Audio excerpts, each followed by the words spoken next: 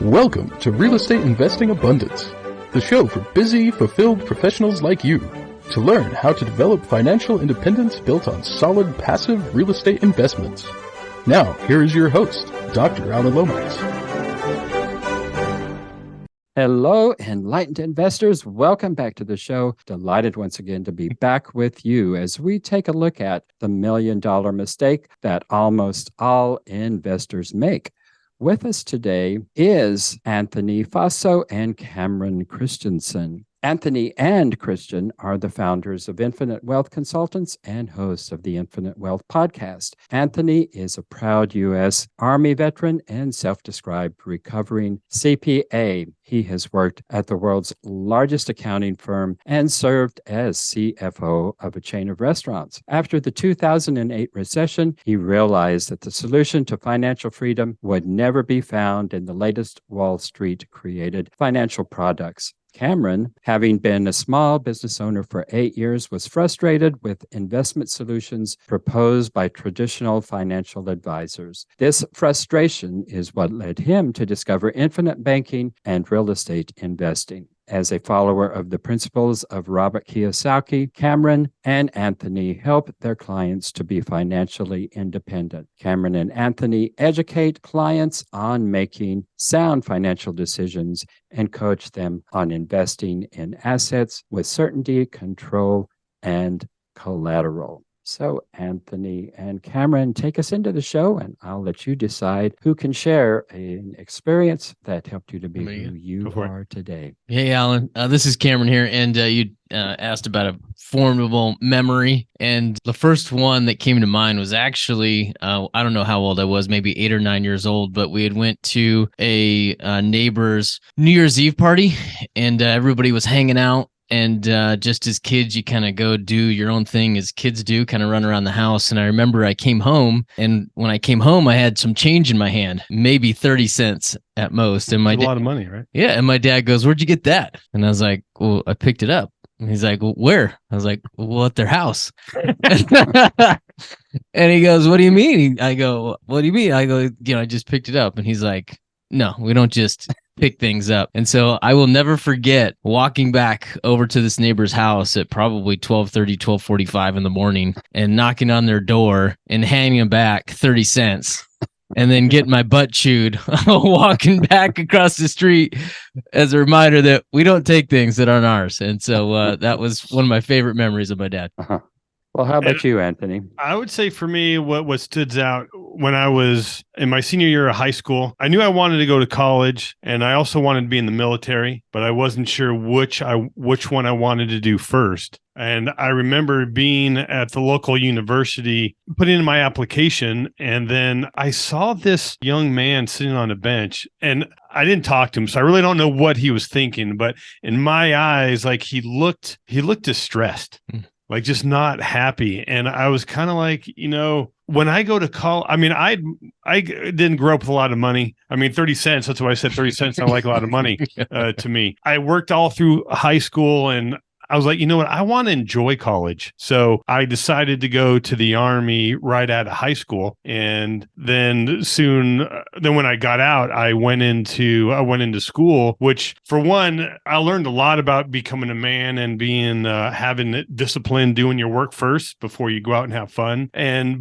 So that allowed me to do better in school. But also because of the GI Bill, I didn't have to work as much. So I was able to get a lot out of college more than just the degree of really kind of being a part of the school. Well, that is, I think, in a lot of ways, a good way to go to college. I think a lot of students that go into college straight from high school aren't ready for it in so many ways, emotionally and psychologically. And, well, they haven't developed a work ethic yet. And so many of them, of course, fell out the first semester. That's a sad tale, but that's the way it goes. So, yeah, I think that's a smart way to go about it. Well, Cameron and Anthony, let's get into investing and finances. You say that 401ks are the worst vehicle for achieving financial freedom. Explain to us why that is the case. I would say we found that 401ks create a loss, a lie, and lemmings. And what we mean by that is with a loss, there's a lot of fees in a 401k plan. And also there's a lot of lost opportunity cost because oftentimes people store too much money in their 401k. And then when life happens and they need it, they need to go in and tap into it, which they pay taxes and penalties. I think that there's a lie that that's the only way to save for retirement. And with most people, at least most people we talk to, and Alan, I'm sure a lot of the people on your podcast here, they want to create passive income. They don't want to build income for when they're in their 60s.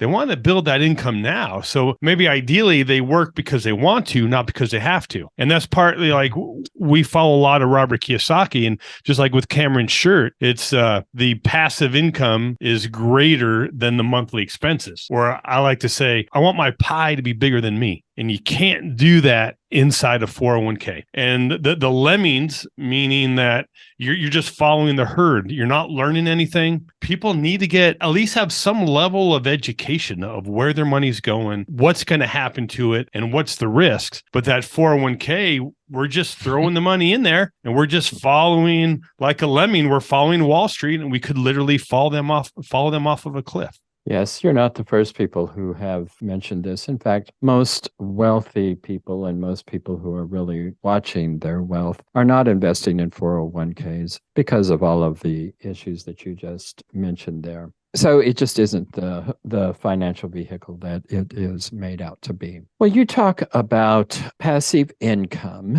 is greater than monthly expenses. Mm-hmm.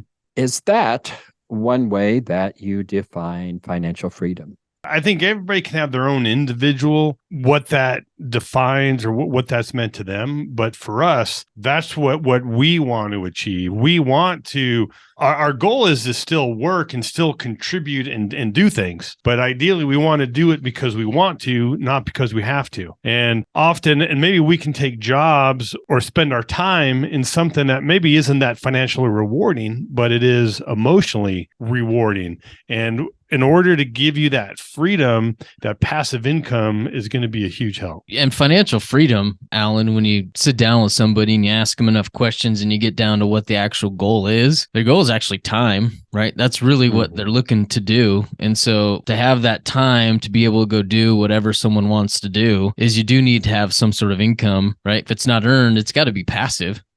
Right. And so part of what we're doing is we're helping people create that passive income through real estate or building a business or buying a business. And so, yeah, for us, that is the crux of financial freedom. Well, I'm sure there's probably many roads to financial freedom, but talk us through the way that you primarily look at that and the way that you primarily teach that and coach individuals to find that point.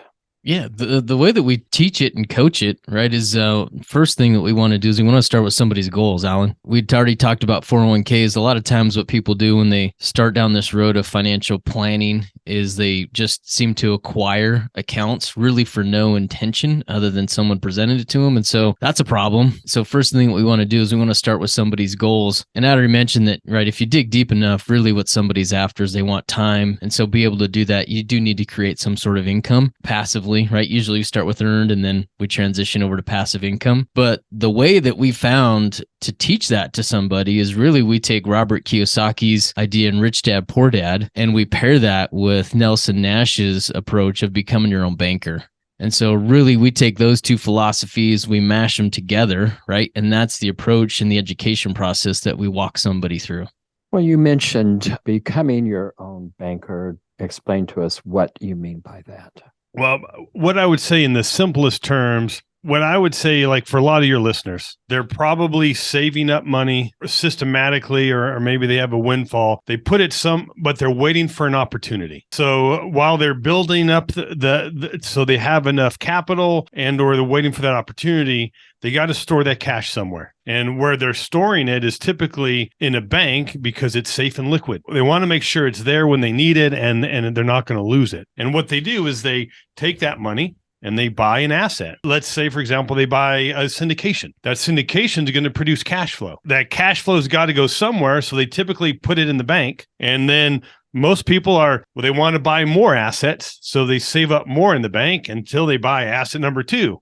And that asset 2 brings cash flow and they put it back in the bank. The biggest problem with that system is the biggest one is we're breaking the compound interest curve every time. Every time we withdraw our money, we stop earning interest. So what we found is to amplify someone's results is we still want them to buy the asset, let's just say this syndication. But what we found is if we can store the money somewhere else that is also safe and liquid, but we can store it in a high cash value life insurance policy. And it's not because of the death benefit. It's because we can design the policy for very high liquidity. And so this is where we store the cash as opposed to a bank account.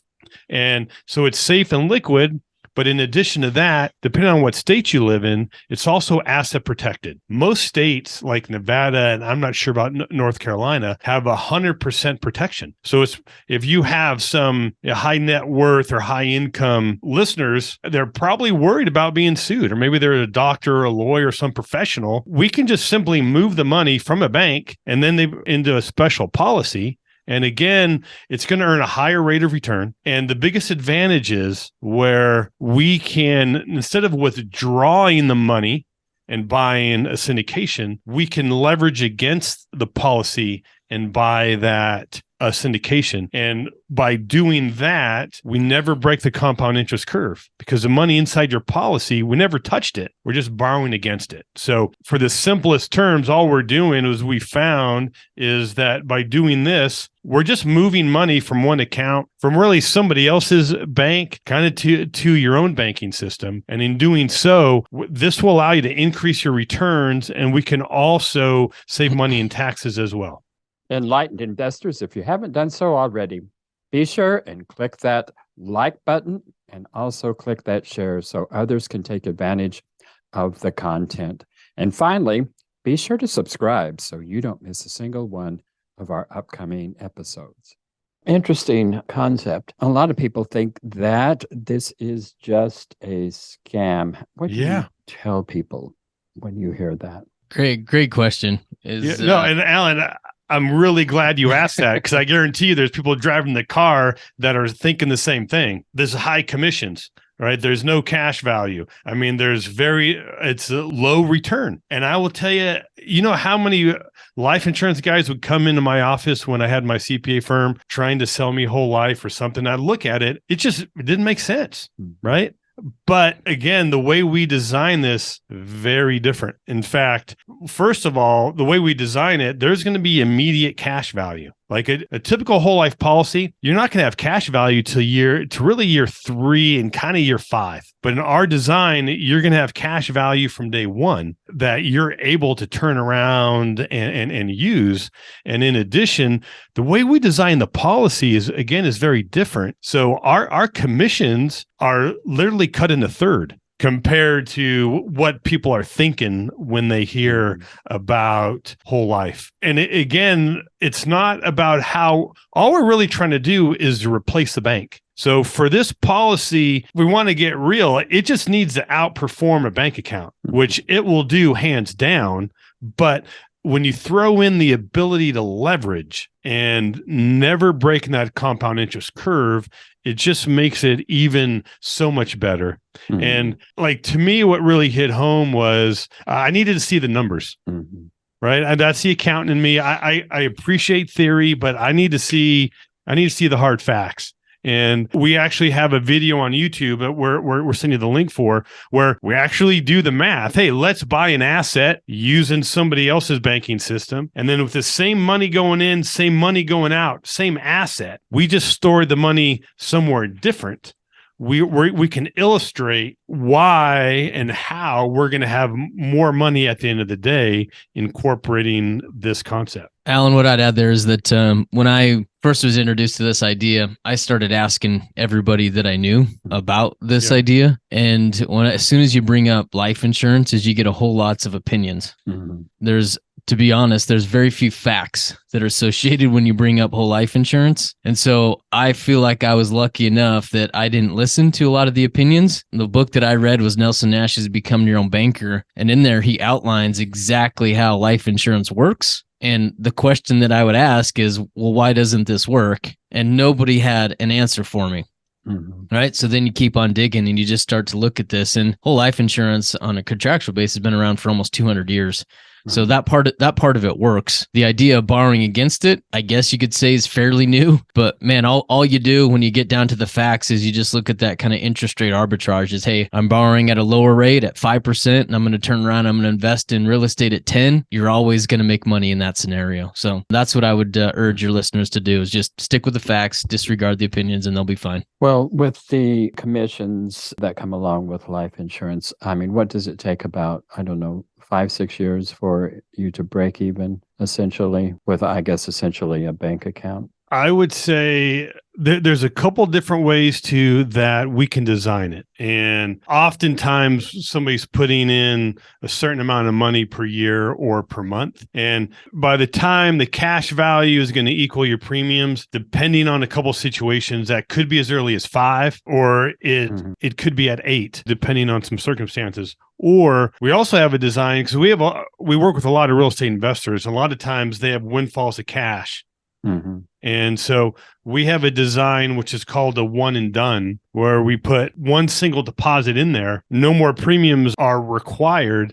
And at the end of year one, what I found, if you're kind of below 50, you're going to have more money than what you put in. At the end of year one, you're already above even. And if you're over 50, we're close, but you are over it by year 2. So, but you brought up a good point, Alan. If we're focused on short-term results the first couple of years, this concept ain't for you. Like, you're not going to be happy. So we either tell people, either don't do this concept, or only use dollars that have a long-term view with it.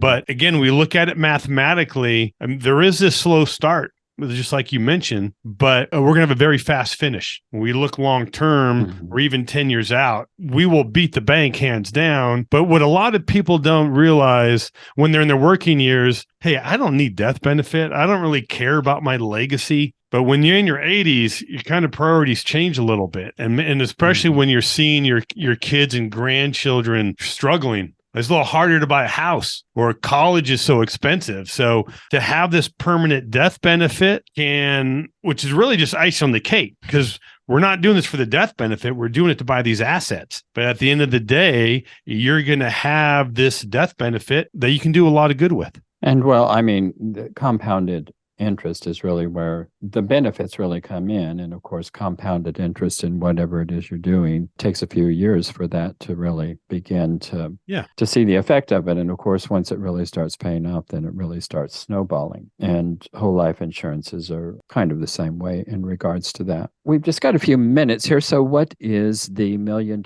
mistake that real estate investors are making? Yeah, Alan, great question. This is probably one of my favorite examples that we give. And this is something that we introduce our clients to early on. And this is the difference between kind of having a macro perspective on finances and having a micro perspective on finances. So I'm going to share an example with you, and I'll make the numbers round for easy math for Anthony so he can keep up with us. Is that if someone comes to us with $1 million of investable assets, typically what they're going to do is they're going to take 80% of that, or 800,000, and they're going to go deploy that. Right. And if they're looking at real estate, the minimum return that they're considering is probably double digits, probably 10%. What they're going to do is they're going to leave that 200,000 sitting typically in cash, right? Because they need access to it. They need to be safe. The bank may require it, right, for some investments. But that 800,000 that they go and get a 10% return on, at the end of the year, what they earn is they earn a rate of interest on that of 8% is 80,000. So right there, we don't want to change that. Right. And that's one of the big misunderstandings, I think, in infinite banking, is that what we need to do is at that point, we need to take a step back. And if we look at the 80,000 that they made and we compare it to the entirety of their wealth, they earned an 8% rate of return on their overall wealth.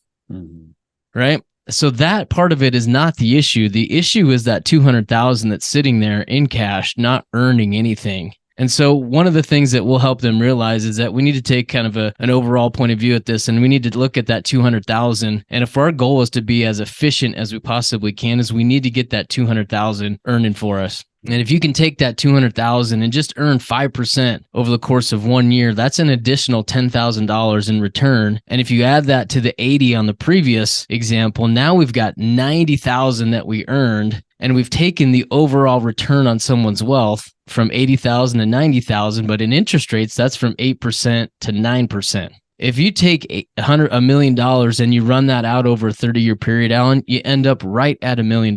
If you take those same numbers and you run it out over, if you take $1 million over 30 years at 8%, you end up right at $10 million.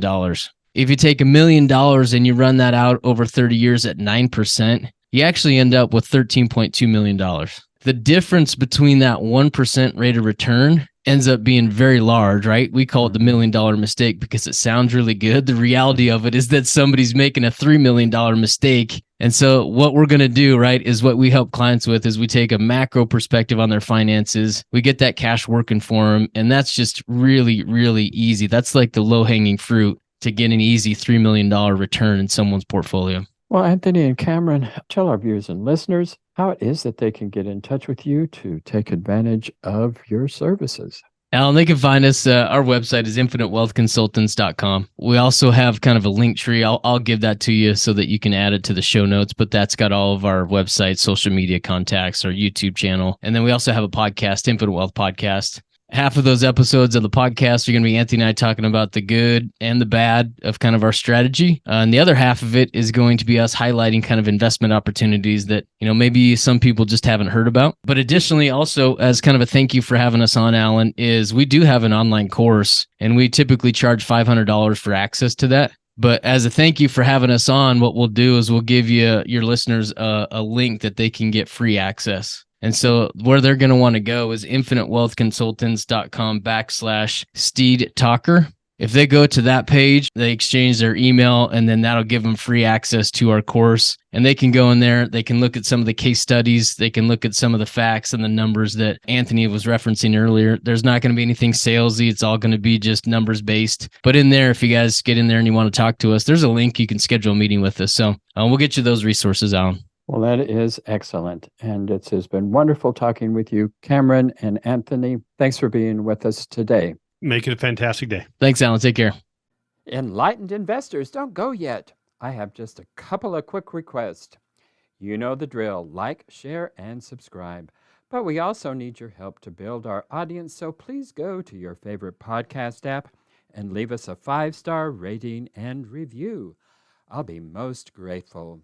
Until next time, prosper and live abundantly. Thank you for tuning in to Real Estate Investing Abundance, brought to you by Steed Talker Capital, a company working for passionate professionals like you to develop financial independence built on solid, passive real estate investments. As part of our efforts to make the world a better place, Steed Talker Capital contributes to activities and organizations committed to better understand the equine. These endeavors attempt to enhance the human treatment of horses worldwide. Steed Talker Capital, working for a world where all creatures, great and small, flourish abundantly. For resources to develop your financial independence, connect with us at steedtalker.com.